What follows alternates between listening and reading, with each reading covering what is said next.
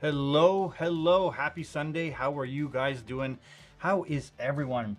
And today I want to talk about a whole bunch of stuff. Hey Mac, how's it going? How are you? Happy Sunday. Yeah, today is it's fresh on my mind, so that's why I want to talk about. I want to talk about the cost of your freelance business, or setting up your business as you are setting it up. It's fresh on my mind because my wife and I are setting up another business right now, and we're having a lot of discussions around it. So I definitely wanted to chat with you guys and kind of talk through a lot of these points. We're going to cover capital investments. We're going to talk about subscriptions, because that was a huge thing over the last couple of weeks when Apple announced that Final Cut Pro is going to go subscription based. And we're also going to talk about insurance and all those other things that are really necessary when you're starting your own business, or even to drive your own business. So it's about how, the setting it up, the growing part, and then maintaining it after. So that's the whole topic of what today is going to be about. So if you have any questions as where this is going, let's have those questions. But yeah, one of the first things that I want to talk about is a lot of people don't go through the critical thinking that is necessary when starting a new venture, when starting a new business, when deciding to go freelance, or anything that requires a big leap. Because the first thing that happens is we do need a huge capital investment, and it's usually more than people realize and they bank on. So no matter how much thinking you could do around it, you actually find that there's always going to be costs that pop up that are so much bigger than you had anticipated. That's why doing the research before you take that first big leap is that important, especially when you're not familiar with the category that you're jumping into. So let's take you want to become a photographer. Let's take that as the first example. And a lot of people are just like, oh, I just need a camera. Okay, that's a good place to start. And yes, you definitely need a camera when you're a photographer, but that also means a camera, lens, memory cards, probably a computer, so you can then offload all this media or hard drives, be able to process that. What applications are you going to be using? You can't just have one lens, you have to have multiple lenses for depending on the shoot that you're doing. Are you going to have what kind of camera are you going to use? You're going to use one that has double card slots to do redundant capture as you're doing it. Do you need any lights, or is it all going to be natural lights? And it just starts to pile up. So all of a sudden, someone that was thinking about jumping into the out of focus, talking about out of focus, yeah, as soon as someone is thinking about jumping into photography as a business or even as a side hobby, the one thing that they thought they needed all of a sudden turned into 10 different things, and the cost has just ballooned out of control. So that's what I found. Oh, sorry. My phone is talking to me. So yeah, it's just, and that's just a simple example. And on top of that, like, what services are you going to need? How are you going to manage the invoicing with the clients? Like, it really starts to ramp up no matter what. And like, doing photography, I would consider one of the simpler things, because a lot of the times you're just delivering a final digital product. So that's a simple service that you can do for people. But as soon as you start going beyond that, and what my wife and I are talking about is something that actually has physical products. So then there's this whole other category of, well, how do we do the shipping? How do we package it? How do we make sure that it doesn't go bad if it stays out too long? And it's a lot to think about.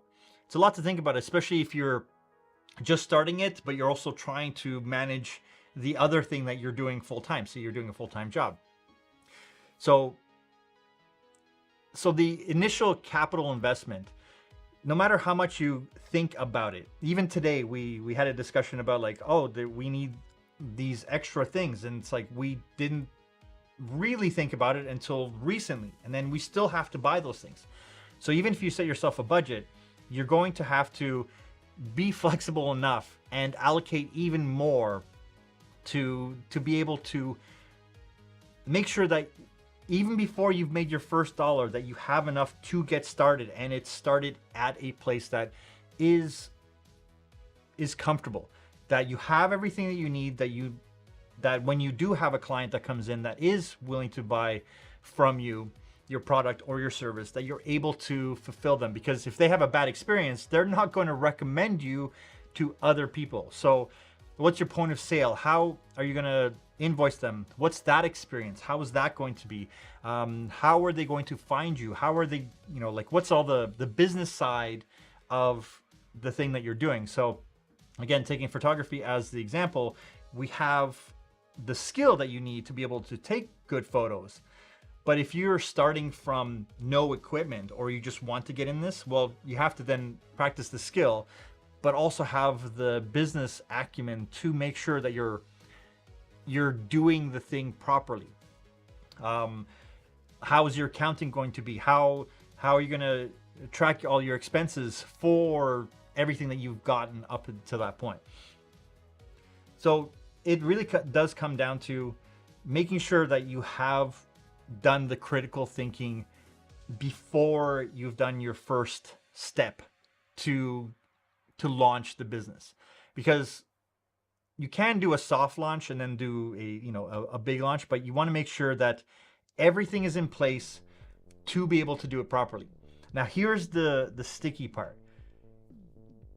You can't go overboard either, because you have to validate the ideas as they're coming up. So as a photography business, you want to make sure that you have the skill and the ability to be able to sell your skills and your services, but you want to make sure that people want those services from you. And the only way to do that is to start trying to sell your services. So there is a point where it's like, okay, we have the minimal viable product, that here's the thing that's going to validate if people want this thing from me. And that it's a scary place to be, because you don't know how the audience or how your target market is going to react, because ultimately they will decide if that's what they want from you. Like you can keep searching for a whole different market and try to market and sell differently, but then the further you get away from the core audience that you were hoping for, you can actually get to audiences that weren't the ones that you intended. So you have to be willing to pivot and change after a certain amount of time. And these are conversations that my wife and I have had nonstop with everything that we kind of venture and try. Like going back in my own history, there have been ventures that I've tried starting, and just having the idea. You can have $1 million idea, but if you don't have the $1 million execution of it, the way you actually follow through on that idea, then that's not $1 million idea. That's just an idea until it's validated, until you are able to sell. And the thing is, we were watching the Michael J. Fox. Hey guys, just want to say hello. Hey, beautiful. Avars, hello. And Luis, Mr. Camera Junkie in the house. Yeah, how's it going, guys? So we just watched the Michael J. Fox documentary. Still, it's a fantastic documentary. Go check it out, because it's like, it kind of follows his life and up until the point he discovered that he had Parkinson's, and then how he tried to hide it for the longest time, and then so forth and so on. But there was an interesting point right at the beginning where he talked about how there was this first initial bit of success when he was still in Canada. He got all these roles because he was just ideal for the roles that people were looking for. They were looking for really bright 12-year-olds. And because he was small at 16, he looked like a 10, 11, 12-year-old. So he got some success when he was still in Canada. But then, his agents were telling him, it's like, if you want the real thing, you have to then go out to a bigger market, Hollywood. So he had validated this small kind of market, and then he went out there. And for 3 years, he was struggling. Like, he literally got down to his last few cents before he landed his first real big breakthrough on Family Ties. But even then, he was at that the 3-year mark. That's the timeline that I've always kind of considered to be enough to validate an idea, where he was getting little roles, but nothing was a breakthrough. And he was at the 36-month mark.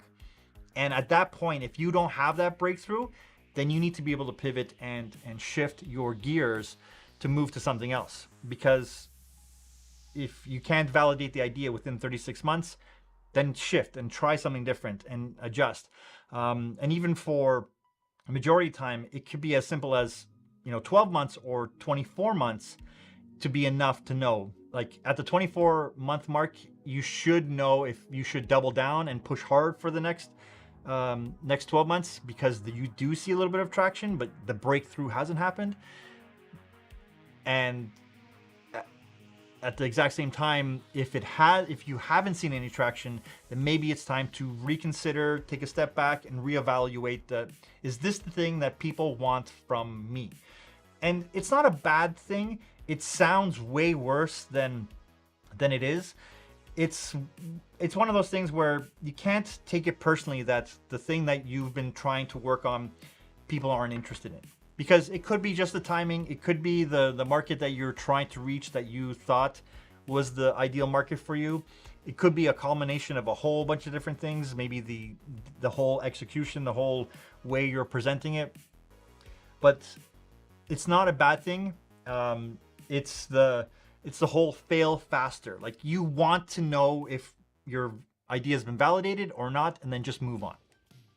Because if it is validated, then you double down and you go harder on it, and like, you'll see that traction, because then it starts to snowball.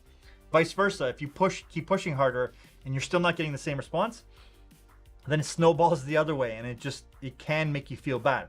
But you can't take it personally, because once you put the idea out into the world, it's not about you anymore. It's about the idea, and is the idea sound when it's presented to other people? So it's just essence, are you presenting the idea to the right people at the right time? And again, shift and pivot.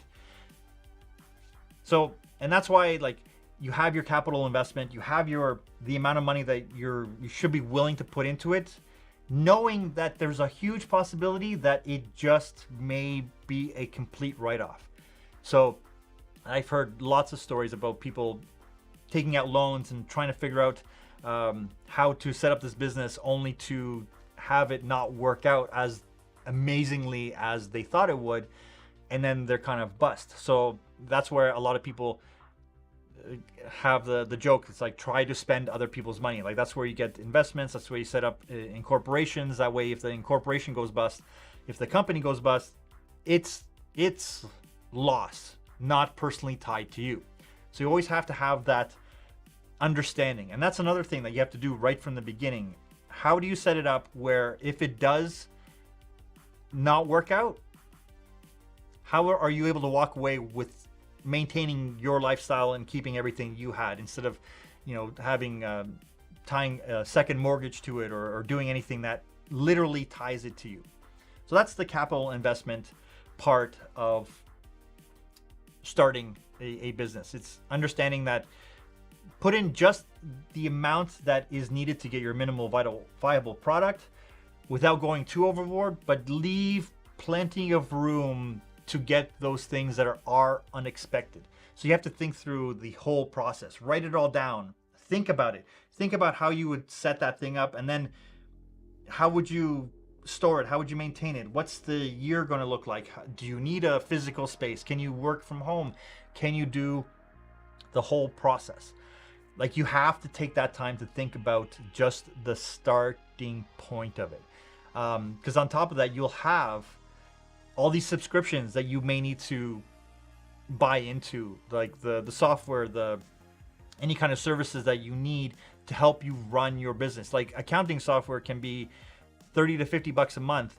If you're doing online courses and you're trying to build a coaching thing, like that could be $150 a month just to maintain that that process.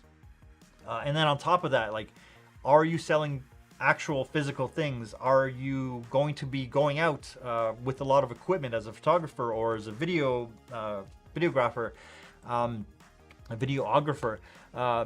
And do you have insurance? Because I don't know if you guys were watching, but there was the whole CinemaCon, the Cinecon.net guys. They had their office raided and broken into, and like 90,000 bucks of equipment stolen. Like, they had insurance, but that means you have to pay for insurance. And numerous times I've heard people leaving their whole equipment backpack or cases in the back of their car. They come back after dinner and the window's smashed and all their gear's gone. And if you don't have insurance, and if you don't understand what the insurance requires you to make sure that all your equipment is covered, leaving your gear in the car, the insurance 90% of the time won't cover that kind of stuff unless it's actually written in the contract. So you have to be very careful what kind of insurance you get when you are working with equipment. Like, was the equipment in a safe place, being observed at all times? Like, that's one of the requirements. Like, you can have flight insurance where as soon as you hand it off, then it's kind of the airline's responsibility, but the insurance will still cover that because it's still technically in a safe place. But those are add-ons that you need to make sure that you have. And so even before you made your first dollar, you could have already spent your whole entire budget just for the accessories, the services, the products, any kind of gear that you need just to get going. Like, that includes computers, monitors, lights, everything, like, depending on what you're doing. So have you thought that through? And if you have, then you can take the next step on then growing that business. So you've set up your service, you have your product. Then how do you get that in front of people? Do you market? Do you this is something that my wife and I have been talking about, because the products that she wants to do, they're physical products. So do we go to places where we can sell it? Do we go to farmers markets? Do we go to these kind of things? And like, we're thinking through that, and that costs money. It really does come down to your advertising budget. That doesn't mean like just advertising on Facebook or Instagram or Twitter or YouTube or anything like that, but it could. It's all of that. Like, you need to get the exposure of the thing that you're trying to do. So are you trying to get people locally? Are you trying to get people that are kind of within your state or your province? Are you trying to create an online store? Is it an online only service that you're able to provide? There's so many things that need to be thought about that a lot of people, they skip a lot of these steps and they just rush through to get to the launch, to get their first client, and then they miss the part about like, oh, was the business set up and incorporated properly? And this is something that came up so much, especially when people were starting a YouTube channel. They didn't have a business number. They weren't ready to start taking revenue. They didn't even know they had to pay taxes on the money that came in from that. And how do you divvy up? What can you expense? What should you expense? What is a no for being able to expense? Like, is all that set up? And it's a lot to think about. That being said, it is all worth it. I would start a business over working for other corporations any day. I feel that there is greater opportunity to make a better life and a better living working for yourself if you understand that.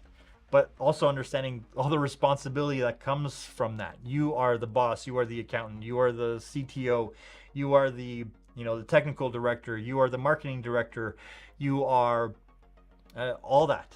So until you can get to a point where you can start hiring those people, it's a thing that comes up with YouTube and starting a YouTube channel a lot. It's like, well, your first hire should be your editor, and then you should get a manager, and you should get. It's like, well, that's if you need to do all those things, if you want to offload the editing services, but then that's a hire, and like you have to put into account, like, is your product or service making enough money to justify hiring a secondary person to do all this? You should be able to get to that point. So that's another capital expense. Do you need to hire people to manage any of these big portions of your business?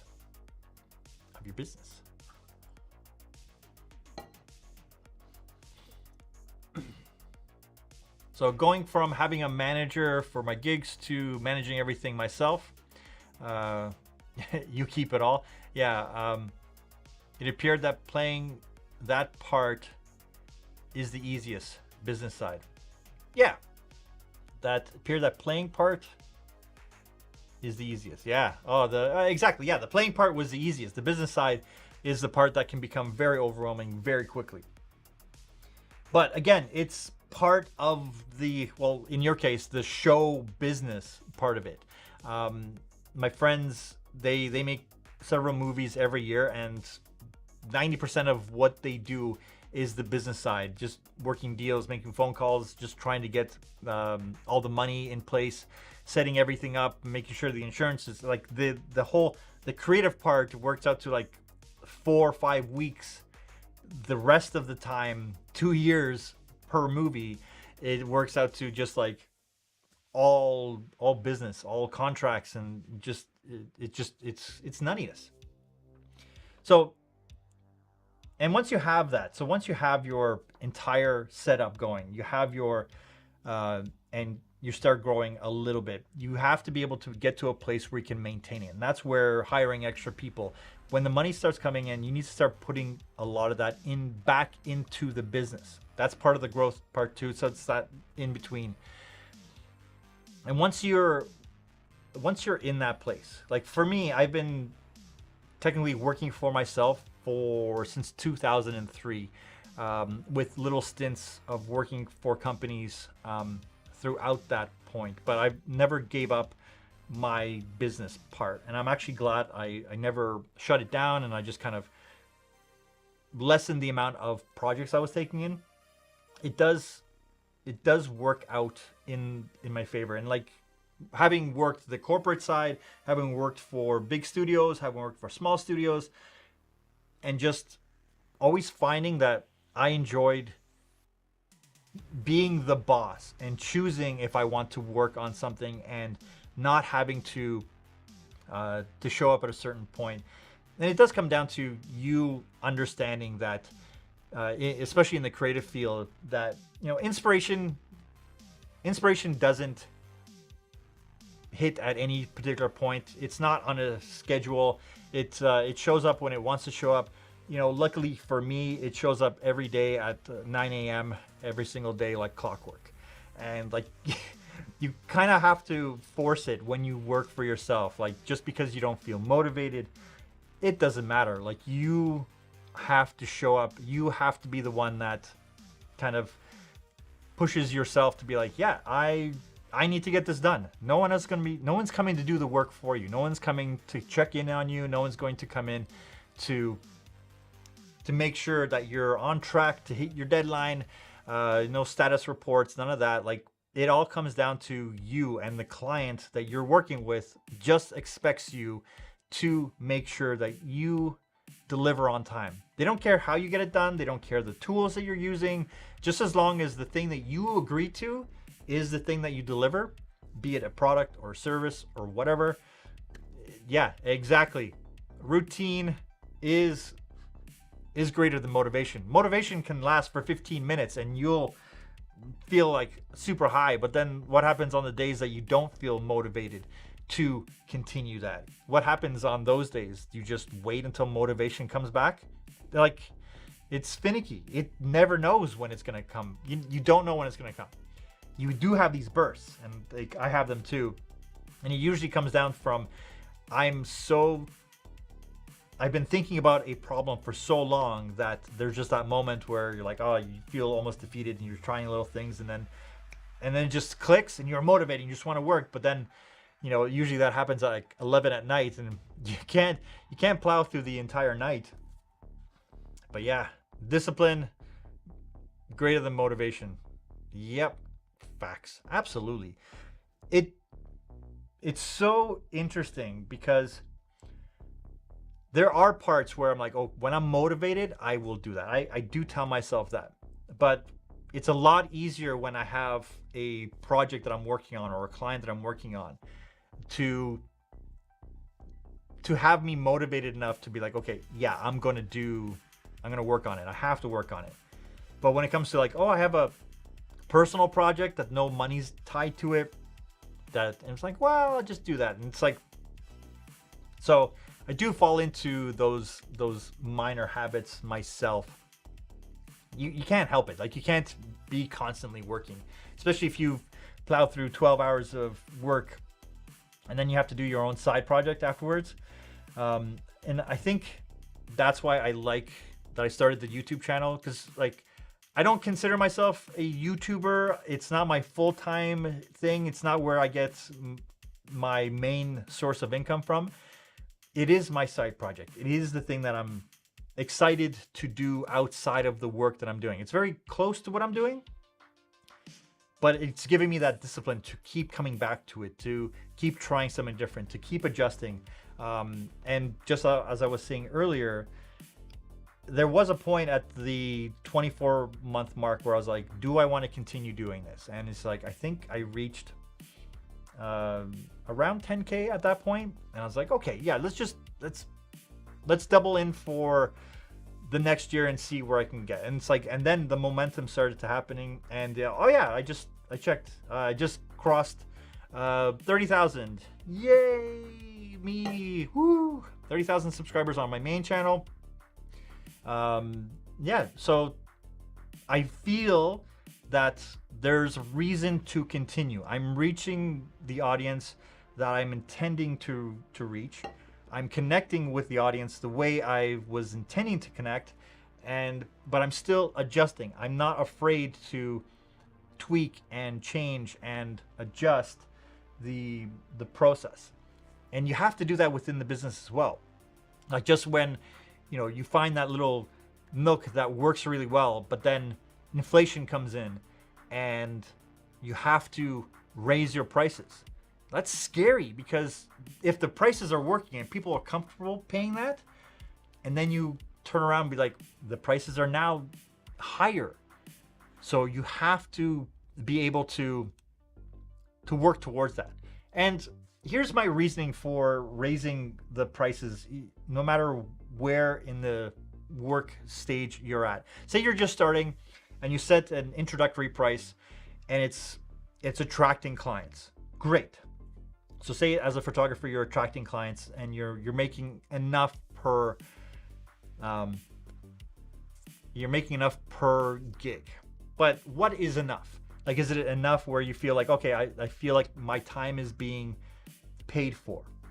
Because something happens when people go from working a job that's hourly rate or hourly pay, say $55 an hour or $50 an hour, like in any profession, it could be any number. And then they go to freelance and they go to start their own business, and then they charge $50 an hour. And that doesn't translate. You can't just go from a $50 an hour job and then charge $50 for the same thing that you were doing at the job, but now in your own business. The thing that most people don't realize is that $50 was what the company was paying you. They were charging $150 an hour for your time to their client, because then that covers the software that they need to buy for you, the computers that they're loading out to you the electricity, the insurance, the building, the whatever. And like 150 could be like, it's probably low, it's probably more. It's like 250 for that $50 that they were charging you. So when you then go and offer your same exact services, you have to then instantly triple it to cover your expenses, the computers, the gear, the insurance, all those things that you need to be doing. So say you're so like a perfect prime example of this, and this is why I found this out very, very early. I think I found this out in my 20s when I was working for the very first company that I worked for. They're fantastic. I was charging them, this is going back 20 years. They were paying me $250 a day at the time. And for me, as a 20-something-year-old, like fresh out of university, 20-something-year-old, like that was like, wow, that's so much money. But because they were so open and they were so freely giving the information with me, they told me that they were charging $1,500 for my day to their client. So if they estimated there's going to be 10 days, it was 1,500 times 10. So they were doing $15,000, but then paying me $2,500.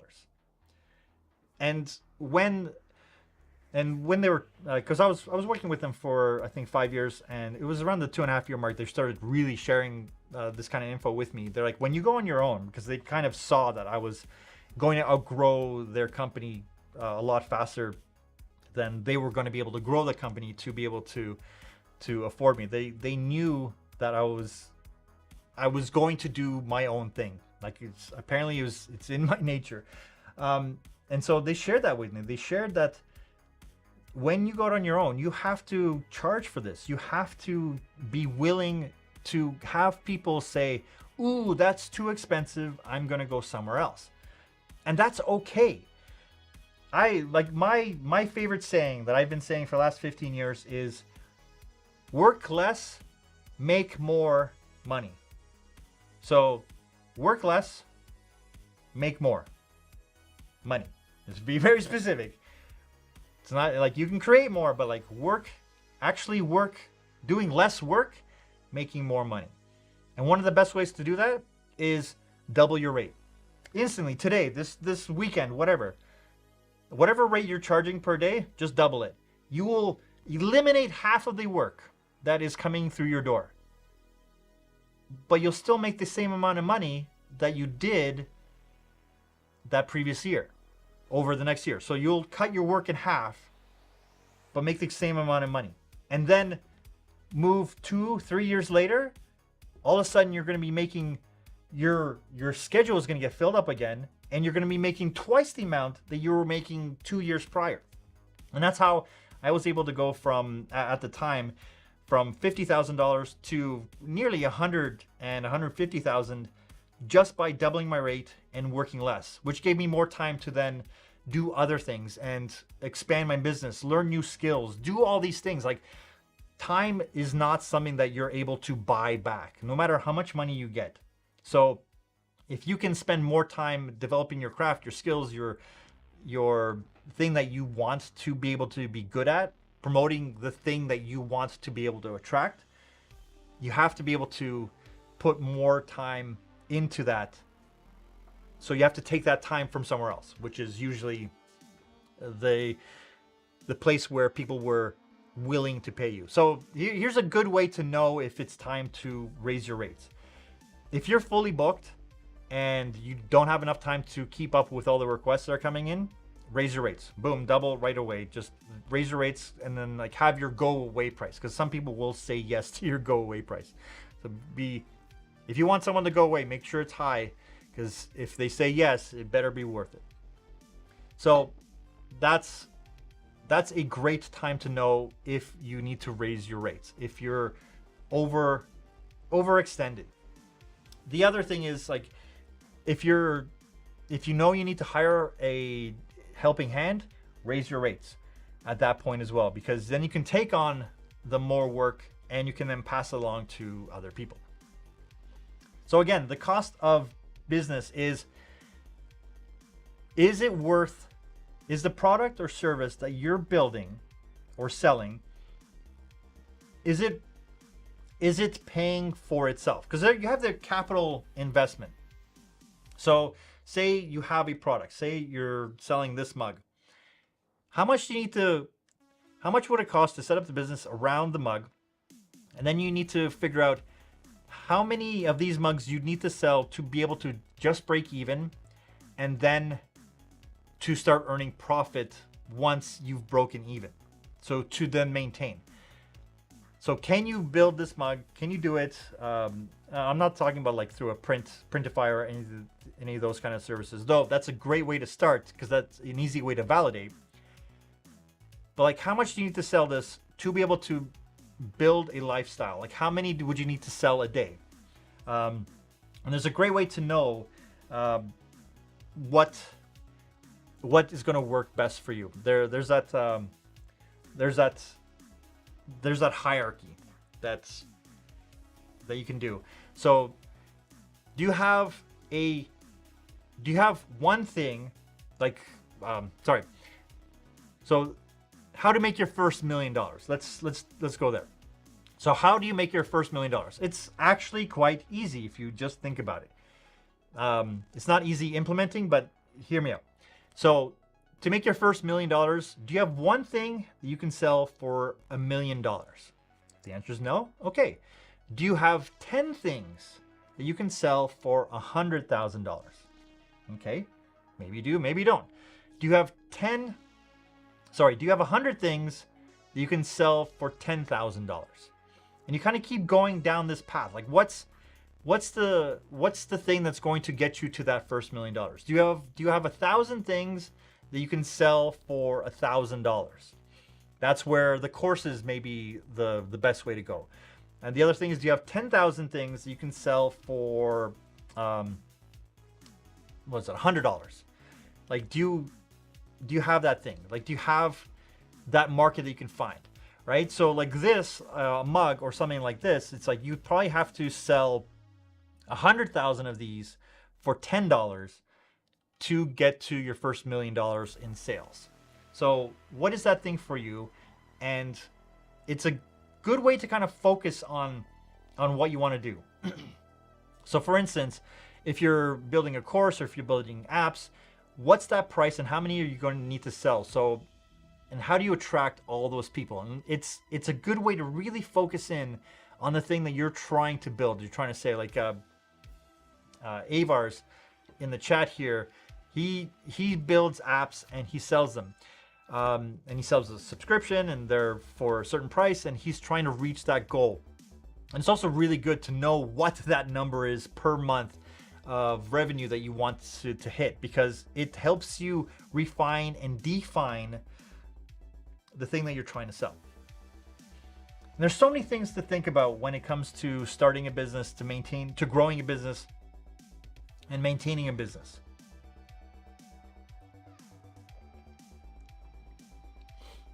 So, have you thought through all the things that are important to you and to the business, to the freelance business, to the product, to all that you are setting up, that you have started, but maybe need to refine?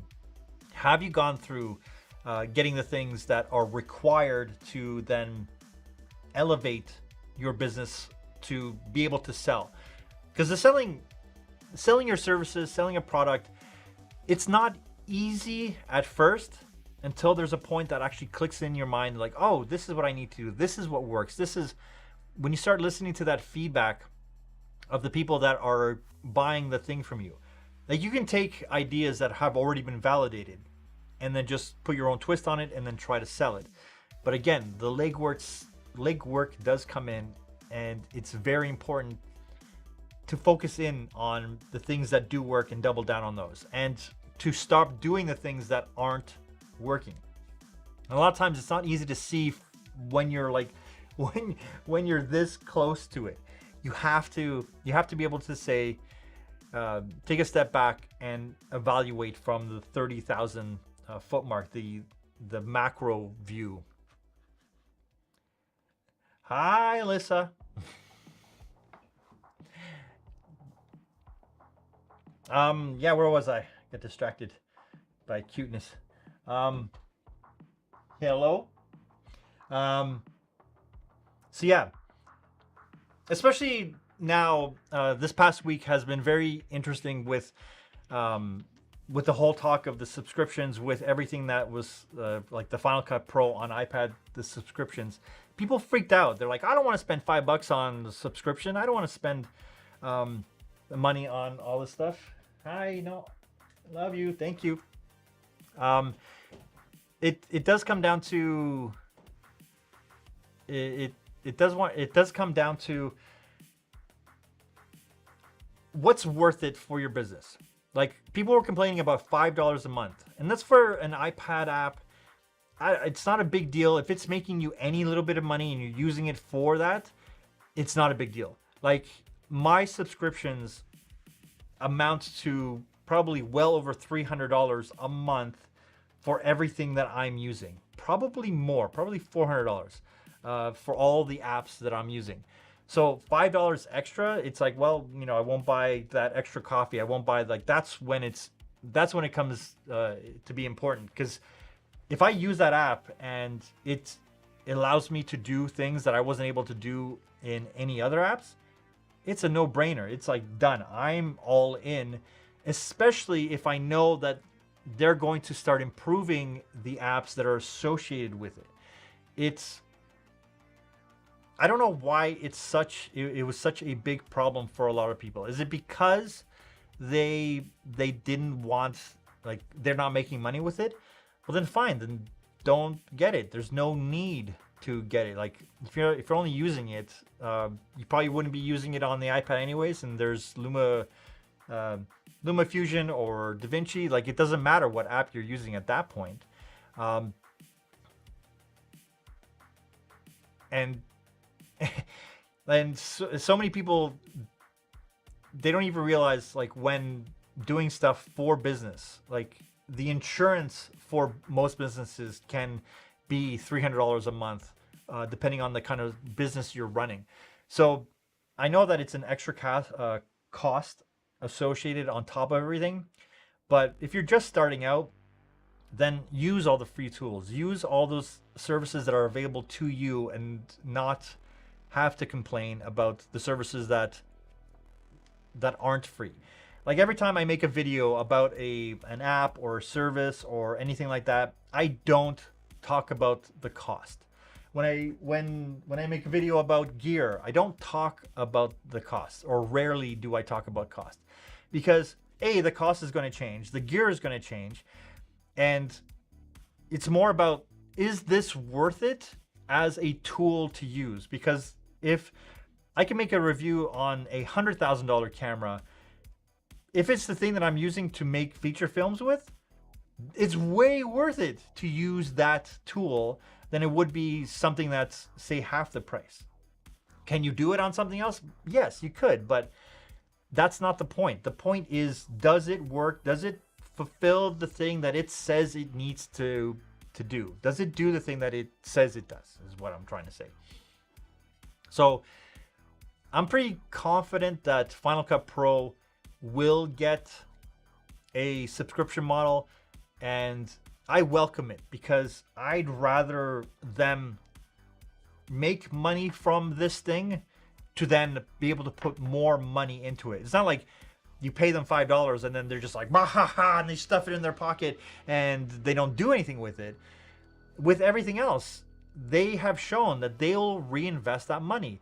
Like, when the iPods were selling and having wild success, well, what did they do? They made their own processors, which made even better processors, which then made their phones better, which then made the computers better. And that's because they were essentially getting people to buy their products year in and year out. So my problem with subscription model is that I figured that when I have most of them and end up paying months on end for services that I don't use, that won't be an issue for Final Cut Pro. Yeah, I'm very specific too. I would rather buy a service for 3 months at the higher rate than buy a year's worth of services that I know I probably won't use after these 3 months. So if I have a project coming up and I say I need to have stock footage, I'll buy a service that allows me to pay month by month by month, and then cancel the service as soon as I'm done. But you have to remember to cancel the service. And I know that, like, ooh, you get to save 20%.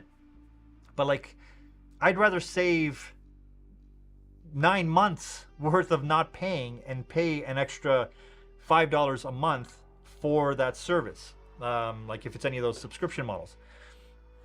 Then that's why I kind of like, I'd rather buy into a lifetime, Final Cut Pro or audio.com, the music service that I use, instead of paying monthly for a like Artlist or any of these ones that are kind of revolving where I know I won't use it. And Final Cut Pro for iPad, I probably won't use it on the iPad because it's like I don't edit on the iPad. I can edit. I've tried with DaVinci once or twice, and it's like it's interesting, but like I don't want to be using an iPad. I'm so much more interested in taking a laptop and be able to do everything that a computer can do instead of just being limited to what an iPad can do. But some people's only device is going to be an iPad. Well, and then you have to, the choice is yours. Like there are free versions, but most services are going subscription. Most services are going to be pay to play. And especially a lot of these ones now that are accessing all these AI tools, the reason they need to be subscription based, is because they're accessing, say, Google, or they're accessing OpenAI. They're accessing all these servers that are then doing the processing in the background and sending that info back. So like if you're using anything with transcriptions that are not in Adobe or in DaVinci Resolve, then those are services that are tied to OpenAI Whisper, or they're using Google Transcript. And each one of those, they can cost like 20 cents per minute of audio that's transcribed. So that service needs to then pay that. So if you do 10 hours worth of transcription, so that's say 10 podcasts over a month, that works out to like potentially, I think it was like $15 that the service would need to pay just to access that for you. So if you're paying $15 for a month and you do more than 10 hours, it's costing them to do the transcriptions. Like for instance, Descript has a maximum limit of 10 hours of transcriptions. So if you're using Descript and you do more than 10 hours, you're costing them money, but they cap it at 10 hours. So all these things are going to be service-based, because not every company that comes out with a transcription service, for instance, or some kind of AI service is all of a sudden just develop their own AI version. No, they're tapping into the API that is being provided for them to be able to do that. And I think Apple understands this, and they're going to do something similar. Like the transcriptions, it's coming to Final Cut Pro. Like I'm not even worried about that. Like all those things are coming. The difference is, will I be able to do it on here, or is it going to need to be sent to servers? That's the power play that Apple has. Every single device that Apple has sold has neural engines on them. So they just need to then tell the neural engine, okay, you do this now, and it'll be able to do that. Anything more complex, then maybe they'll send audio up, but I avoid any kind of services that have, and this is from a business standpoint, I avoid services where I have to upload footage and then download, because I don't want to waste my time uploading and then downloading these kind of services. So if the app developer has not created a version of their app that's a standalone that is living on my desktop, I don't want to upload a 20 gig video file just so I can transcribe audio. Like, forget that. No. Like they have to figure out a way to rip the audio of it and like all that. I don't want to do anything like that. And That's why I kind of avoided Descript initially, because they were only online. There's Wisecut. There's a whole bunch of other ones that were only online, but they ran into the same problem. They had to make a desktop app because people were like, I'm not uploading all that. Exactly. Save 80% by canceling. They don't market that in the in the brochure. They always try to upsell you. But again, like, you have to be vigilant on it. You have to understand that you need to be on top of all the subscriptions that you are part of and cancel them. Like, I have a subscription for Midjourney, and I was just like, well, I haven't used it in the last month, so like, I'm just gonna cancel it. Like, there's just, it's cool, but like, I don't use it enough to justify me keeping that on. After Effects, Photoshop, Premiere, I need to use those. I use those every single day, and I'm like, $80? No problem. Well, it's $80 Canadian, so like, it's like $60 US. So yeah, it's like, I have no problem paying for that because it brings in way more money than it sends out. But like, Midjourney and some of these other apps, they don't bring in enough money. They don't save me time. They don't do things that are actually worth it. Like, for instance, Gling, when I found that, tried it out, and it saved me like 2 hours of going through that rough edit. And for me, that was like mind-blowing. I was like, that's awesome. Like, I'd rather spend $5 than spend 2 hours. Like, that $5, that 2 hours was way more valuable than that $5 that I spent using that service. But again, I understand it if people are making zero money from things. But then you can't complain about it. Like, things that are worth it aren't going to be free. Like, that's just a given. And if someone can monetize it, like, I use Cinema 4D and a whole bunch of services from Maxon, and their monthly subscription is like $200 a month for their suite of tools. Like, that's crazy. Like, people will hear that and they're like Adobe seems like a a steal at that point. Like, what a bargain. Only $50. But again, it's specialized. So the more specialized, the more unique the service, the more it's going to cost. So again, Final Cut Pro on the iPad for what it's going to be able to do, I think that's going to be an easy win. And I think that Apple will do, like, they'll bundle it in their suite of apps. Like, when you buy a new iPad, I think they're going to be like, hey, you get access to Apple One, which includes all these apps that you get to use for a year. Like, I think they're going to do stuff like that to make it more enticing, because then once you start using it, you're going to want to continue using it, which is fine. It's a good business model. I want them to make money. I like Apple. I want them to continue making great apps. I want them to continue making great hardware and software. Like, I enjoy their products more than trying to figure out how to build Windows or maintain those things. Yeah, you can do transcriptions locally as well, but sure, you are right generally with ongoing costs. Yeah. So as soon as Final Cut X on iOS allows for all external plugins, we already have, even if it's for additional cost, it worked for me. Yeah, it worked for me. Yeah, editing while on the road is a huge bonus. Yeah, I agree. For me personally, I'd rather use a laptop than a iPad. I just like the versatility, the functionality of the entire thing. Yeah, I think that Apple will do some kind of iCloud integration for Final Cut Pro. Overall, I think that there will be a way to easily send projects to Final Cut Pro from the iPad to the desktop. We'll see. They're giving away Apple TV Plus with new devices. So yeah. Yeah, exactly. If you buy an iPad Pro, I think they're going to do... they're going to bundle a whole bunch of things together. Because if they can get someone using it... Because if say if you buy an iPad Pro